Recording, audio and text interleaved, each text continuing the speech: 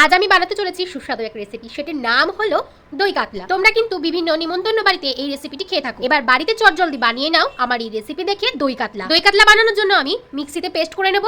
আদা, রসুন, পেঁয়াজ আর কাঁচা লঙ্কা পেস্ট করে নিলাম। আর তার সাথে নিয়ে নিয়েছি ফ্যাটানো টক দই, কাজু বাদাম বাটা।